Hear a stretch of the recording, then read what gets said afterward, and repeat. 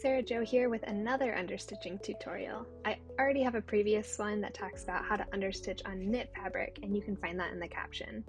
This time I'm using woven fabric instead of knit. It's the same concept, I'm just using a different stitch on my sewing machine. Understitching is an underrated but important step in sewing. It keeps the seam allowance in place and prevents the lining or facing from turning to the right side of the garment. In this example, I already have the seam sewn. To begin, press the seam allowance toward the lining or facing.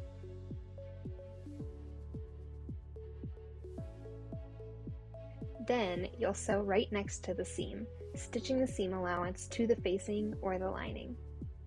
Make sure the seam allowance is still towards the facing or lining and sew right next to the seam, stitching the seam allowance to the facing or the lining piece. I'm just using the basic straight stitch on my sewing machine.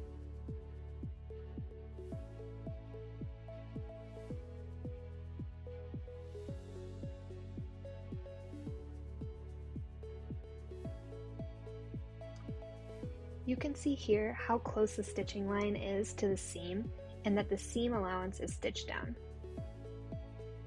This helps keep the lining or facing from showing on the right side of the fabric. And that's how to understitch. Happy sewing!